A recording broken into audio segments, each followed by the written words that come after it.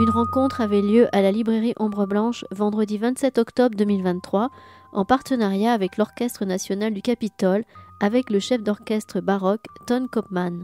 À l'occasion de son invitation à diriger l'Orchestre national du Capitole, Ton Koopman évoquait dans une discussion avec Jean-Baptiste Fra, délégué général de l'orchestre, son amour pour Bach, dont il est un des plus grands interprètes et spécialistes, du Requiem de Mozart, de sa bibliophilie et de sa volonté de partager son savoir avec la nouvelle génération d'interprètes. Bonne écoute.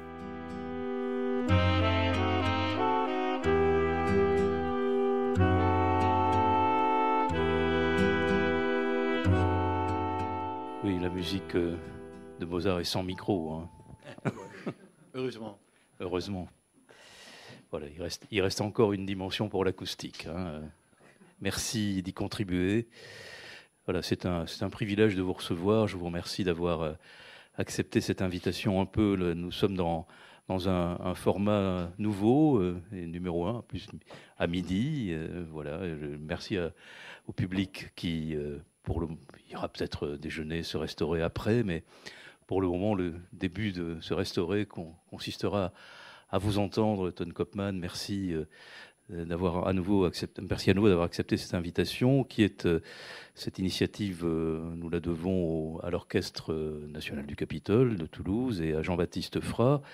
Nous aurons 3 numéros, 3 éditions, 3 propositions cette année, et cet automne, c'est vous. Voilà, je suis très heureux que ce soit Mozart et sa musique, et vous comme grand musicien qui nous permet de mieux approcher Bach, Buxtehude, Mozart et bien d'autres. Voilà, c'est Jean-Baptiste Fra voilà, c'est lui qui va finalement dialoguer avec vous, mais le public est là aussi pour cela, pour faire mieux votre connaissance. Vous êtes entre 2 concerts, il y en avait un hier soir, il y en a encore un ce soir, mais je crois que voilà, il n'y a plus de place. C'est magnifique. Donc il y a encore de la place dans les têtes pour entendre de la musique. Et c'est bien aussi que de temps en temps, on puisse aussi entendre les musiciens. C'est le cas. À tout à l'heure. Mais je vous laisse, Jean-Baptiste. Merci. Merci beaucoup. Merci, Christian. Merci à la librairie Ombre Blanche de cet accueil. C'est vrai que je me disais que bon, le public vous rencontre rencontre les artistes quand ils sont sur scène, mais ça m'a paru intéressant d'avoir des temps d'échange avec certains artistes qu'on reçoit dans notre saison. Et quand j'avais proposé à Christian un peu les artistes, voilà, il m'a tout de suite dit Ton Koopman, ça m'intéresse beaucoup. Et je lui ai dit, à mon avis, il sera tout à fait d'accord. Voilà.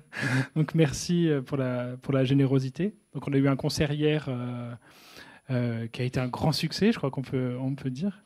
Et donc, on reprend le programme encore ce soir avec nos musiciens. Alors, quelques éléments de présentation pour ceux qui ne connaissent pas ton immense carrière. Tu fais partie de cette génération de musiciens qui ont contribué à la redécouverte d'un répertoire et surtout à une interprétation historiquement informée, on peut dire ça comme ça. Est-ce que tu peux nous raconter la genèse de tout ça et comment est née ton envie de faire de la musique Oui, bonjour, mesdames, messieurs. Au moment que j'ai commencé à jouer l'orgue, il n'était pas encore Harnoncourt Léonard. Parce que j'étais 10 ans, c'est un peu plus jeune, mais au moment que les disques arriveront de Léonard et Harnoncourt, j'ai dit « Oh mon Dieu, ça c'est beau ». Parce que pour moi, la musique avec trop de vibrato, trop de gens dans le podium, moi j'ai trouvé la musique ancienne n'a pas fonctionné bien avec ça.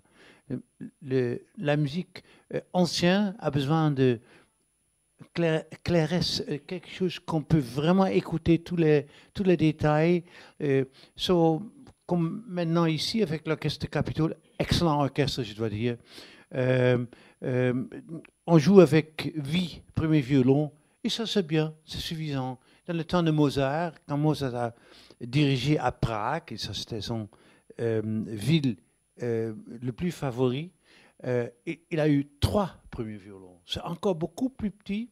Et il y a eu, dans tous les opéras, tous les vents. Ça doit être spectaculaire. Le travail des cordes, s'ils font un bruit et très vite le mouvement, ça on a écouté bien.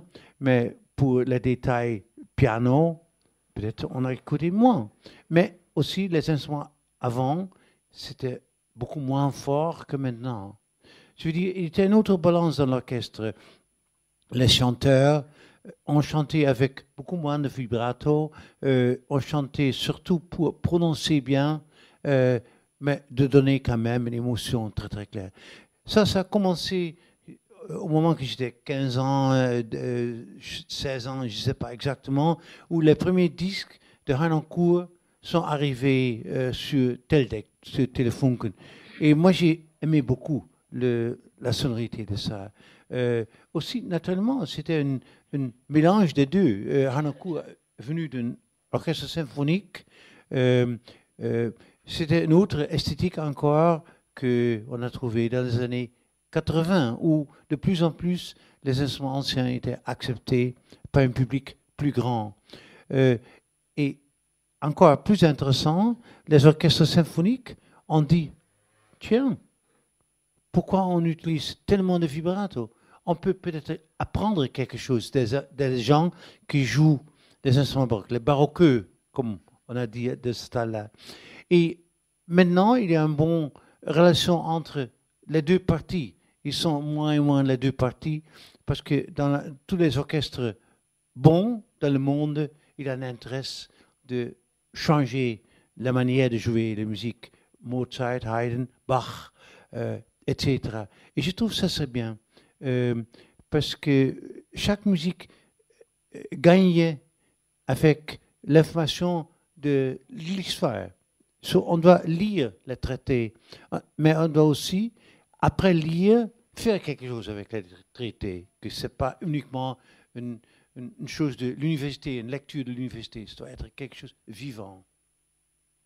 Oui, d'ailleurs, ça, c'est tout ton travail et tes différentes passions. C'est à la fois la musicologie et tout le travail de renseignement. Voilà, tu es toi-même un grand bibliophile avec une collection de livres anciens considérable qui ont nourri ton travail de musicien. Oui, parce que je trouve, comme musicien, on ne peut pas être seulement quelqu'un qui a un grand plaisir de jouer les musiques anciennes. On doit savoir quand même. C'est quelque chose entre la tête et l'émotion. Et si le mélange est bien, dans ce cas, la musique marche bien.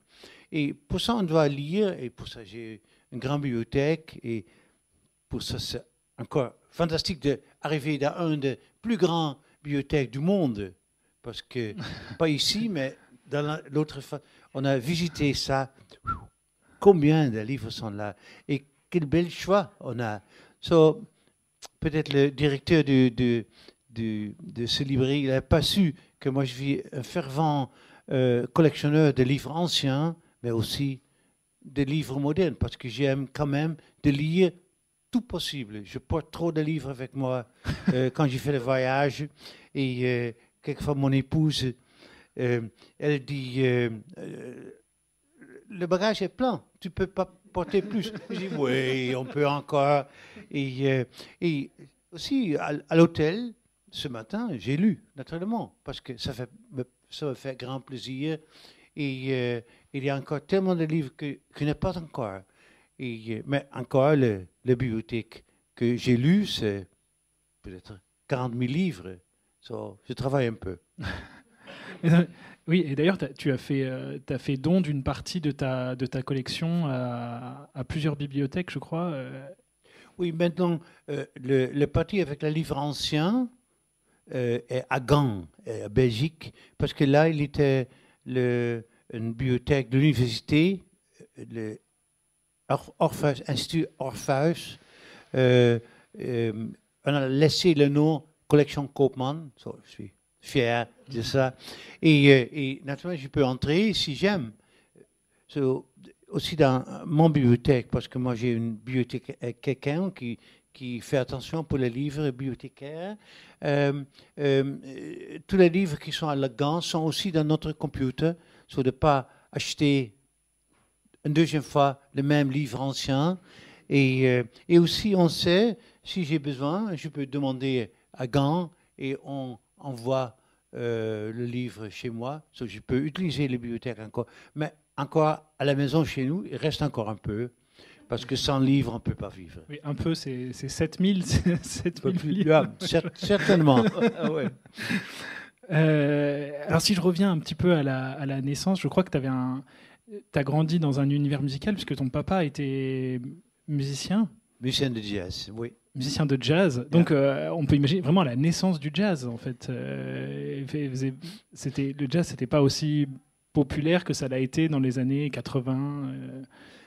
Non, moi, j'ai écouté beaucoup de musique jazz à la maison. C'était pas ma musique, je dois honnêtement dire. Mais nous avons nos 3 filles. Elles chantent du jazz. Et pour elles, c'était la musique le plus beau. Mais elle aime toute la musique. Elle aime Bach aussi.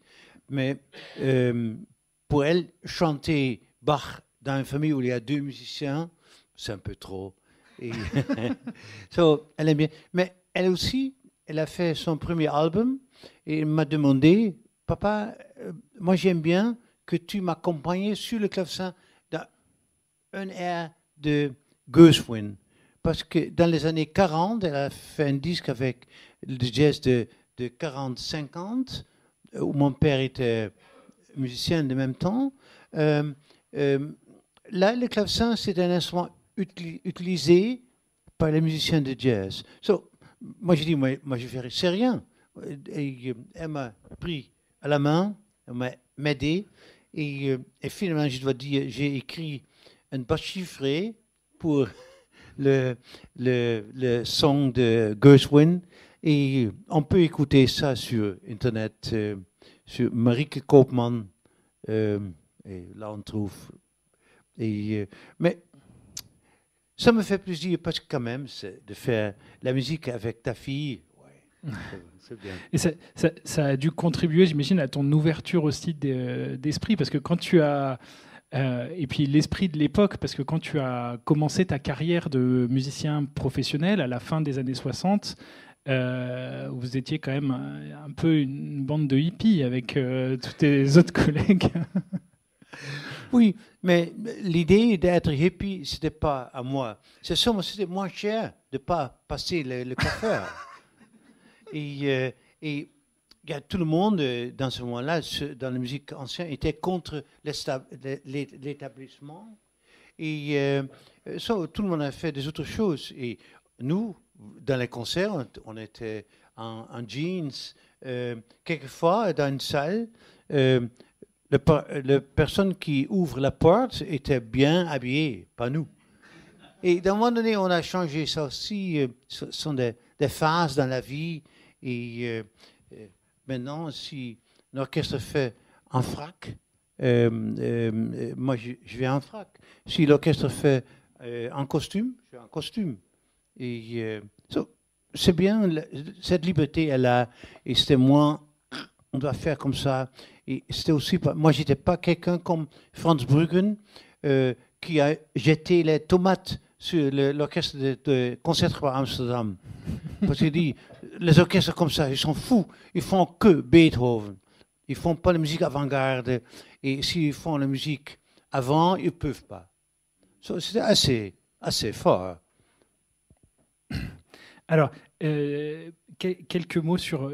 Tu es un des grands spécialistes de Bach, je pense, on peut dire. Et ça, c'est une question aussi un peu personnelle que je vais te poser, parce que je me suis posé la question hier soir, notamment pendant le concert. Tu t'es tellement documenté, tu as passé ta vie à jouer Bach, et du coup, est-ce que tu penses, au-delà de connaître la vie de Bach et son histoire, est-ce que tu penses que tout ça t'amène à percevoir un peu qui était l'homme à travers sa musique? Pour moi, oui. Je pense que c'est important quand même de connaître les vestiges, de connaître qui était Bach. parce qu'on sait très très peu de lui, hein. De vie personnelle, c'est très peu. Il y a un très bel livre de Christoph Wolff écrit sur Bach, pas traduit en français. Le seul pays dans le monde, je dois dire, c'est quand même dommage. Mais aussi, il connaît meilleur que moi Jean-Sébastien Bach, parce qu'il est un grand amateur, mais surtout un grand chercheur. Il était le grand prof pour Bach à Harvard University. Et aussi, lui, il dit, c'est dommage, on ne sait pas beaucoup du caractère de Bach. On sait quelquefois des choses négatives, comme on sait une fois, après un service à l'église de Leipzig, Bach était en bas avec une pièce du bois pour attaquer, comme plus tard un collègue à lui, un des jeunes chanteurs, parce qu'il a chanté vraiment mal. Et heureusement, c'était un autre musicien là qui a pris la main de Bach, ça il ne l'a pas fait. Et on sait aussi, il a fait une fois sur la rue, assez jeune, peut-être 22, 23 ans, il a fait une lutte, une bataille avec un bassoniste, parce que pendant la répétition, il a dit au bassoniste, vous faites une sonorité comme un oignon. C'est vraiment affreux, affreux.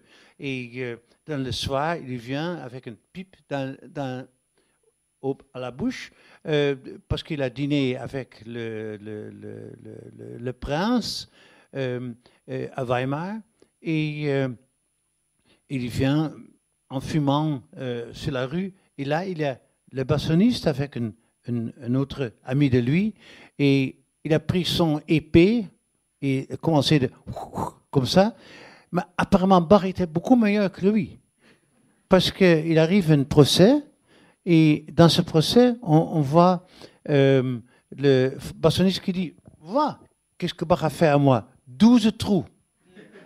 Et Bach a démontré rien. Je veux dire, aussi les bons enseignants. Un personnage génial qui peut faire. Mais sauf ça, on ne sait pas beaucoup. Et c'est dommage. On sait les enfants qui étaient des grands musiciens comme Karl Philipp Bach, Wilhelm Bach, parlent avec grande estime de leur père. Ils font le maximum pour laisser, après la mort de son père, de laisser la musique sur le podium, à l'église, dans les concerts. Je veux dire, pour eux, c'était vraiment un grand génie aussi. Mais ils parlent aussi sympa. Ils disent, s'il y a quelqu'un important qui a visité Leipzig, il a passé 2 personnes importantes, Gottsched, et moi je suis sûr, dans cette bibliothèque ici, on peut trouver Gottsched dans une traduction. C'est un grand philosophe, un grand écrivain et prof à l'université de Leipzig. Et chez Bach, et on a bu chez Bach un vin blanc, moi j'aime le rouge, mais quand même, un vin blanc, et on fumait une pipe ensemble. Et apparemment c'était assez charmant, assez plaisant. Les enfants se souviennent encore dans les années 80 que c'était des moments chaleureux. Mais sauf ça, on ne sait pas beaucoup. On sait, Bach a eu plusieurs enfants, on sait aussi qu'il a perdu sa première femme très tôt. Et à la maison, c'était aussi beaucoup de douleur parce que des enfants, des jeunes enfants étaient morts à 2 ans, 1 an, 4 ans, quelquefois, comme des petites personnalités déjà. Une tristesse aussi là. Mais Bach, à côté de ça, il a continué, travailler comme un fou, et le résultat est fantastique. La production musicale de Bach, elle est beaucoup liturgique. Et du coup, lui, il était protestant. Toi, tu es originaire d'une famille catholique, ce qui est peu commun pour les Pays-Bas. Est-ce que ça a eu une influence sur ta spiritualité personnelle ou... Oui, il y a deux réponses. Une, c'est naturellement, Bach était luthériens, mais il y a quelques théologiens qui ont dit Bach était le 5e évangéliste. Moi, je ne crois pas ça. Bach était une personne qui a un bon quelqu'un qui vient à l'église, mais pas plus. Comme les gens maintenant qui vont à l'église. Sans aller à l'église, tu ne peux pas vivre dans ce temps-là. Ça, c'est une question, une réponse claire. Avec sa famille, ils ont lu la Bible, parce qu'on a une Bible avec l'information de Bach écrit là, mais surtout il est occupé de trouver un texte bien utilisé pour un texte d'une cantate. Moi, je pense que Bach était un créant normal, et pas plus que ça. Pour maintenant, les gens qui font une musique de Jean-Sébastien Bach, oui, moi j'étais né catholique, mais c'est drôle, dans le grands interprètes de Bach, plusieurs sont catholiques. Harnoncourt, Léonard naturellement pas, parce qu'il est calviniste. Je n'ai pas présent tous les noms, mais il y a plusieurs qui sont catholiques, ou étaient catholiques. Et je pense, dans le temps de Bach, le luthéranisme était moins calviniste que maintenant. C'était aussi normal à l'église, à Leipzig, de chanter en latin, quelquefois d'avoir une prière en latin, et une prière dans ce temps-là, c'était 1 heure ou plus. Et c'était le prof de l'université qui démontre, moi je peux faire ça. Et c'est pour le pauvre public qui ne parle pas ou qui ne comprend pas l'italien, le latin, c'est quand même pas trop facile. Mais de faire un magnificat en latin ou en allemand, c'est normal, les deux à côté, une fois ça, une fois ça. La messe court, Kyrie Gloria, était normale sur les grandes fêtes, comme Pâques, comme Noël. Il y a plusieurs chants qui étaient faits dans les deux langues, un après l'autre, et pourquoi une fois ça, pourquoi une autre fois. Peut-être c'était aussi parce qu'il était 9 dominés, prêtres, 9 assez, hein. Ça veut dire chaque prêtre a demandé quelque chose, et peut-être contre l'autre. C'était difficile d'avoir une ligne, parce que qui est le plus fort maintenant, qui a le plus d'influence. Et Bach a dû passer le groupe des prêtres pour demander est-ce que ce texte est bien pour les cantates. Et il y a une réponse de Bach sur un problème qu'il a eu avec les prêtres sur le Saint-Jean, la Passion Saint-Jean. Un des prêtres a dit non, le texte ne va pas, tu dois changer. Et on ne sait pas combien, peut-être c'était que changer Juden en Juden. Parce que c'est drôle, dans le Saint-Jean, on trouve Juden, pas Juden. En tout cas, Bach dit non, je ne veux pas. Maintenant, c'est suffisant. Basta. Il a fait une petite passion de Telemann de moins qu'1 heure, ou de Graupner. Et il a laissé l'idée de Saint-Jean parce qu'il dit de faire une excursion d'une passion, ça prend beaucoup de temps, c'est difficile d'avoir un bon résultat et on ne gagne rien avec ça. C'est un travail pour rien. Ça, il a dit tellement. Et ce soir, donc, tu joues une suite de Bach avec l'orchestre. Qu'est-ce que tu peux nous dire de la différence si tu le fais avec ton orchestre Amsterdam Baroque Orchestra sur instruments anciens et le faire avec un orchestre moderne comme le nôtre? Qu'est-ce que ça change pour toi dans ta manière de... Est-ce que tu changes ta manière de faire déjà? Comment est-ce que tu t'adaptes au son de l'orchestre? Moi, j'aime la sonorité d'un orchestre baroque. Je veux dire, j'essaye d'un orchestre comme ici, mais avec tout le monde, tout l'orchestre dans le monde, de changer la sonorité. Je demande certaines choses. Je demande moins vibrato, les cordes ouvertes, un mouvement de l'archet beaucoup plus lent, de bons tremblements, de sourire aussi, parce que ça j'aime aussi, parce que ça j'aime pas, parce que la musique ne vient pas meilleure que ça. Et on arrive avec un orchestre comme ici pour la première fois, et j'ai vu du première minute, on était ouvert. On aime de faire le maximum possible, et pour ça le résultat c'était très très bon. Et moi j'ai vraiment amusé beaucoup avec l'orchestre, et j'ai parlé aussi. Il y a quelques questions pendant la pause à poser à moi, et j'ai répondu naturellement. Mais je vois tout le monde aime bien de faire une autre manière d'écouter Bach et Mozart aussi qu'ils font normalement.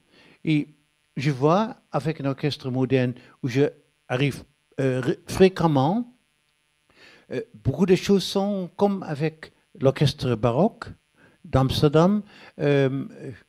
Dans 5 minutes, on se souvient de nouveau. Les choses, je demande, et je suis un peu comme un policier, je regarde quand même. Si je demande quelque chose, je pense, ok, maintenant ils font ça, non, je regarde aussi.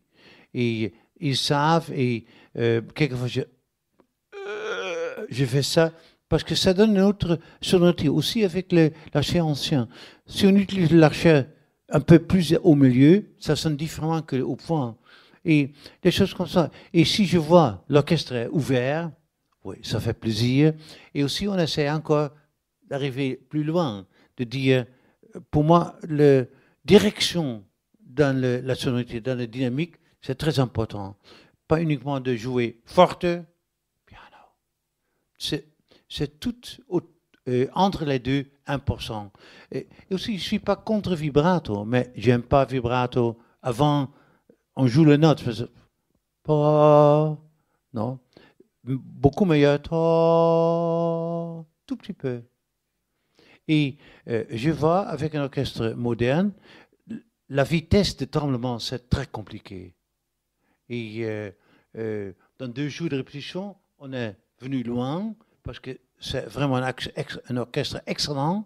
Et une prochaine fois, on peut encore faire plus, parce que maintenant, on commence de comprendre.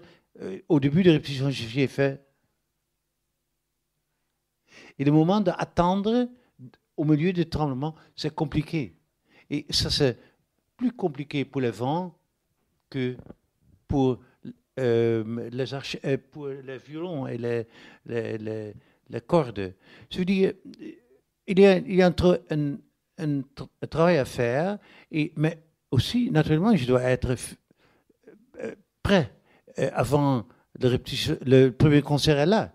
Il y a encore un moment aussi, et ça on pense, le grand requiem de Mozart, beaucoup de numéros, et un numéro prend beaucoup plus de temps qu'un mouvement de 8 minutes ou 10 minutes. Bach reste compliqué pour tout le monde, mais aussi pour les orchestres baroques. Et moi je trouve que l'orchestre vraiment, nous avons arrivé très très loin. Avec le chœur, au début, on pensait vibrato, c'est beau. Et maintenant, j'ai commencé à dire, mais faisons une note vibrato, pas au début, mais avec ça, j'ai réussi d'avoir moins, mais naturellement, j'aime encore un peu moins. Mais dans l'autre côté, je dois dire, le chœur était vraiment disponible. Après 1 heure, ils ont vu, il n'est pas un idiote, il n'est pas quelqu'un qui a seulement les règles. Non, j'ai fait la musique parce que j'aime la musique. Et j'aime un résultat de musique qui me touche et qui aussi, quelquefois, me fait sourire. Et les 2 choses sont importantes, tout autre entre les deux. Et je commence à travailler comme ça. Et moi, je suis heureux où nous sommes arrivés. Et je sais, avec l'orchestre, je suis arrivé plus loin qu'avec le chœur. Mais pour le chœur, je pense, ils ont fait peut-être un des concerts les meilleurs dans leur vie hier. Parce qu'ils ont vraiment aimé de faire bien. Et qui était au concert a vu, il me voit tout le concert très très clair, mais moi aussi je leur vois.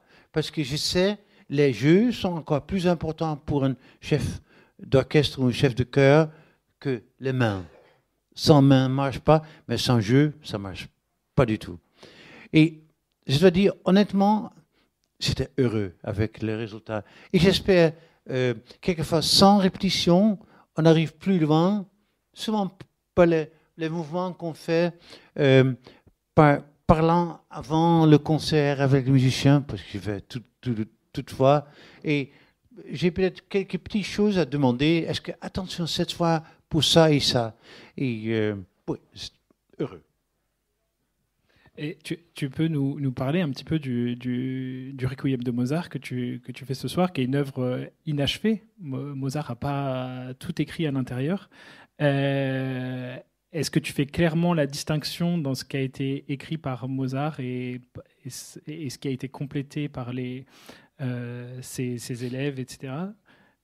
Oui, quelquefois, ce n'est pas très clair, parce qu'apparemment, Mozart a laissé quelques petits papiers avec quelques idées à Süssmayr et aussi l'autre élève qui a travaillé au début. Il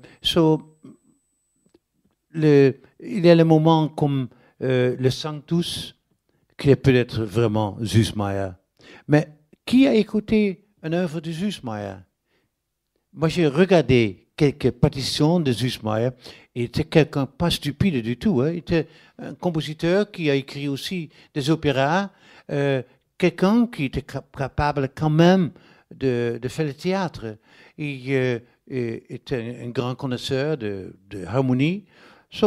Moi, je suis moins négatif sur Süssmayr, que j'ai fait uniquement, je trouve quelquefois les corps de bassette et fagot et sac-bout sont peut-être quelquefois trop là. J'ai enlevé quelques moments et je suis sûr on peut encore enlever plus, mais j'ai trouvé ça marche bien. Je connais plusieurs reconstructions de Requiem de Mozart et je trouve Süssmayr gagnait parce qu'il est beaucoup plus proche à Mozart. Pour ça, je préfère de ne pas faire une reconstruction qui est pour une grande partie composée dans notre temps. Et là, on entend beaucoup plus, c'est un compositeur de notre temps, et peut-être pas un grand compositeur. C'est quelqu'un qui est capable, et moi, je peux aussi quelque chose, mais je sais bien, Süssmayr était meilleur que moi. Attention, dans ce cas, de refaire quelque chose. Et aussi, le Requiem de Mozart, depuis le mort de Mozart, était une œuvre connue dans cette version. Je pense aussi une version qui existe déjà plus que 2 siècles à un doigt. Oui.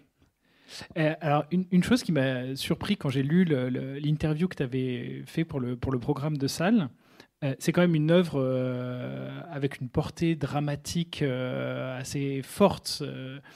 Et toi, tu dis qu'il faut le faire avec le sourire et ce côté positif qui te caractérise aussi. Qu'est-ce que tu peux nous dire de ça? Oui, pour moi, le début de Requiem, c'est une tristesse énorme. Une tristesse énorme. On peut pleurer. Et on doit pleurer aussi, parce que maintenant, on ne fait pas dans un concert classique. Mais pourquoi pas? Mais le moment, comme dit Irae, c'est un moment splendide, c'est un spectacle énorme, un feu d'artifice, et on doit s'amuser comme ça. Ça, c'est complètement Mozart. On doit être ce rythme. Mais naturellement, Recordare, on n'est pas sûr combien de Mozart. Mais je suis sûr, le début est Mozart. Et si je dis, on doit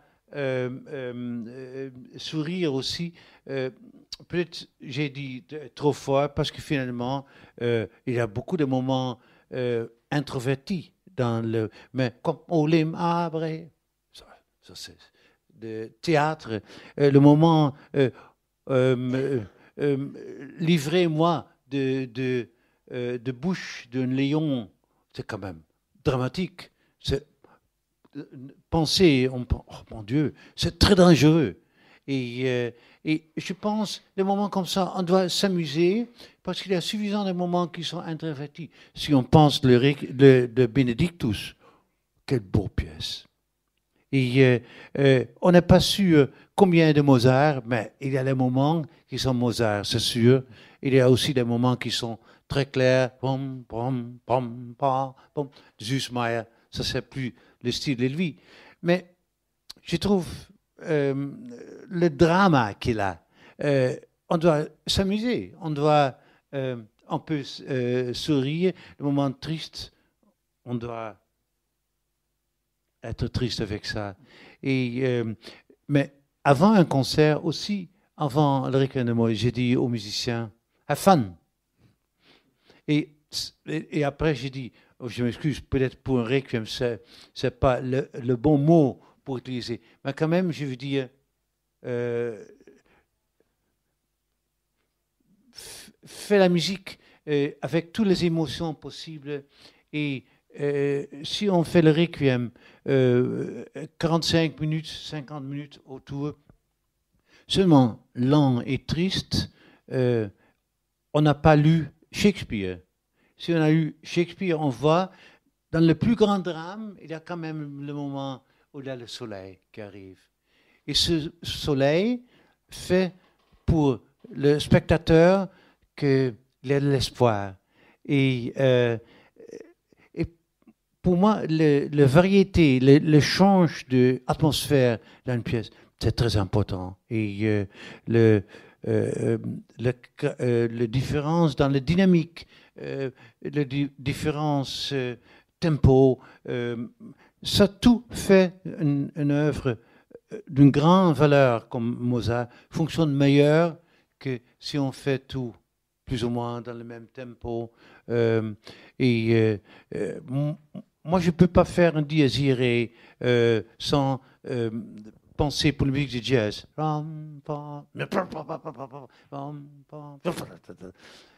Et j'indique ça aussi aux musiciens. Ils font. Et s'ils font, on n'entend pas. So, have fun with the music. Mais aussi, pleure avec l'autre partie. Pour sortir un peu de la musique, tu as fait quand même une partie de ta carrière en France. Tu as été beaucoup dans les orchestres et aussi ta carrière d'organiste qui t'a emmené à jouer les orgues, même ici à Toulouse souvent. Et tu as même choisi de passer tes vacances en France dans le Périgord où tu as une maison où tu as fait un festival. Oui. Tu prends toujours autant de plaisir à venir en France. Qu'est-ce qui te plaît ici? Oui, nous avons acheté une maison dans d'Audogne, belle maison autour de 1500, mais quand même maison, pas un château. Et on a laissé restaurer ça en style. Et j'ai dit, mais maintenant, nous sommes tellement heureux d'être reçus bien en France, parce que nous trouvons vraiment partie de communauté chez nous. Et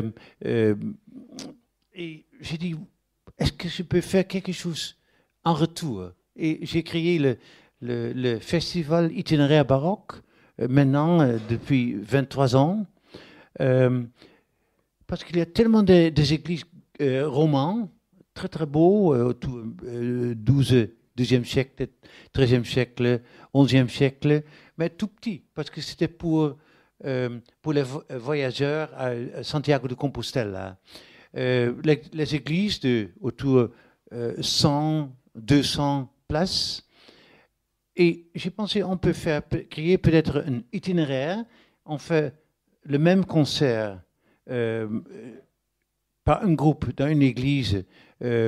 Avant, c'était 6 fois, maintenant c'est 4 fois. Et le public voyage. Il y a un moteur qui était avant le groupe, qui était rouge. Il était un guide qui dit « Moi, je suis rouge ». Il est tout rouge. L'autre qui dit « Moi, je suis jaune le jaune. Et dans les petites rues, chez nous, ils vont un groupe de 150 personnes, mais 4 fois 200 personnes, il dépend un peu. Et de parquer les voitures, c'est pas facile. Il y a très peu qui font sur bicyclette. Mais il y a maintenant une ouverture le vendredi, samedi matin. C'était plusieurs années. C'était moi qui ai joué sur un petit orgue Garnier. Après, on explique. On va en voyage. Il y a naturellement au milieu une place où on peut luncher ensemble, ou on fait soi-même. Et il y a de nouveau des concerts. Et dans le fin, maintenant, de nouveau, il y a un 6e concert, une fois en plein air, avec des instruments de Renaissance. Et tout le monde arrive là, on voit un petit goût, et c'est bien. Et après, dans le soir, on peut aller dîner, on doit payer un tout petit peu ça dans un des jardins des châteaux autour de nous, qui sont plusieurs. Et après, il y a un concert à dimanche. Maintenant, ça commence déjà mois de juin, un concert pour ouverture. Et ça, c'est pas chaque fois, moi, quelquefois je suis là. Avant, c'était les concerts pour les enfants aussi, ça c'était joli. 900 enfants de loin de nous qui arrivent en bus. C'était très bien organisé en France, je vais dire. Et 3 concerts avec 300 élèves dans une église plus grande. Maintenant, après, le début du festival, c'est fin juillet, ou cette année, c'est vraiment le début août. Un grand concert dans une église plus grande, le Cercle, c'est une église de 400 places. Vendredi, dans la même église, il y a 3 concerts. Un concert à midi, on peut manger dans le terrain avant l'église. Il y a un autre concert dans l'après-midi à 4h30, 5h. Il y a un concert à 9h soir. Tout, une fois, 1 heure, programme différent. Samedi, c'est encore le même système. Cette année, il y a quelqu'un qui joue, pas moi, mais quelqu'un qui joue un organetta. C'est un instrument où on voit les anges dans le temps médiéval, qu'elle joue sur ça. Et il y a les 4 groupes et le concert Renaissance. Et dimanche, il y a le dernier concert. Et cette fois, parce que c'est pour mon anniversaire de 80 ans, je dirige le Saint-Jean de Bach. Dans une église plus grande, Saint-Astier. C'est une église très très beau où on peut avoir 700 personnes. C'est la seule grande église chez nous. Et après ça, le 20e itinéraire baroque, c'est fait. Et naturellement, le dernier concert, c'est avec l'orchestre d'ensemble baroque, avec le chœur d'ensemble baroque, avec les solistes qui normalement sont avec nous. Et dans les autres concerts, il y a un mélange entre des groupes français, des groupes hollandais, des groupes belges, quelquefois des anglais. C'est un mélange et je dois dire, chaque fois, il y a un bon public pour ça. Et je m'amuse de créer le programme et c'est fait de nouveau et je recommence pour l'année prochaine. Voilà, donc si vous ne savez pas quoi faire fin juillet, voilà, je pense, et que vous voulez faire un tour dans le Périgord, il y a le festival Itinéraire baroque. On mange bien. Et on mange bien, voilà. C'est important. Et d'ailleurs, dans ce festival, tu fais jouer beaucoup de jeunes musiciens parce que tu as aussi t'as consacré beaucoup de ton temps à l'enseignement et à aider des jeunes musiciens. Et d'ailleurs, je me suis dit, aujourd'hui, il y a quand même énormément de jeunes qui qui viennent de ton courant, qui est né dans les années 60, de redécouverte de tout ce répertoire. Je pense à l'ensemble Pygmalion, par exemple, en France, mais il y en a vraiment des dizaines. Et tout ça, c'est un peu grâce à tout ce courant de toi, Philippe Herweg, René Jacobs, Jordi Savall, tous ces musiciens. Est-ce que ça te rend fier, ça aussi, de voir cette continuité et que ça continue et qu'il y a toujours autant de succès, voire même peut-être plus qu'avant pour cette musique? Naturellement, je suis très fier de voir ça. Ce n'est pas mon travail, parce que nous sommes avec plusieurs qui ont préparé ce travail-là. Je trouve aussi les jeunes musiciens, aussi dans l'ensemble baroque, aussi de plus en plus de jeunes, parce que je trouve c'est bien de mélanger les âges. Et nous ne sommes pas un orchestre vieux, mais l'âge du groupe, c'est autour de 38 et 45. C'est bien. Et moi, je vois uniquement avec les jeunes musiciens, et ça, c'est une chose négative, qu'ils sont tellement heureux avec l'information qu'ils ont eue au conservatoire, avec les disques, qu'ils font peu de recherche. Et je pense que la renaissance de musique baroque a fonctionné parce que tout le monde était en cherchant. Et on ne sait pas qu'est-ce qu'on a cherché. On a cherché naturellement au début la vérité. Quelle est la vérité? Il n'y a pas une vérité. Mais on a cherché aussi qu'est-ce qu'on fait avec l'articulation, qu'est-ce qu'on fait avec le rubato, toutes les choses comme ça. Et je pense que ça reste important que les jeunes générations nous contrôlent. Parce que je suis sûr, nous, on fait des erreurs. Et je trouve que la musique est tellement importante, les compositeurs sont beaucoup plus grands que nous, qu'ils ont besoin de contrôle, de voir est-ce que c'était avec le vibrato comme nous avons pensé, c'était avec l'articulation comme ça, ou parce que maintenant il y a le risque qu'on prend quand même un peu facile l'information qui est trouvée dans une génération avant. Continue, fais un contrôle et aussi avec toute l'information qu'on a, lis les traités comme nous, mais avec toutes les informations, fais la musique et have fun with the music. Voilà, merci beaucoup, Ton. Merci à vous d'être venu. On aura une prochaine rencontre au mois de mars avec le compositeur Michael Jarel, à qui l'orchestre a passé commande d'un concerto pour clarinette. Voilà, pour ceux d'entre vous qui viennent au concert, eh bien, à ce soir. Voilà, merci à tous. Bonne fin de journée. Ouais. Merci, Ton. Merci. Merci.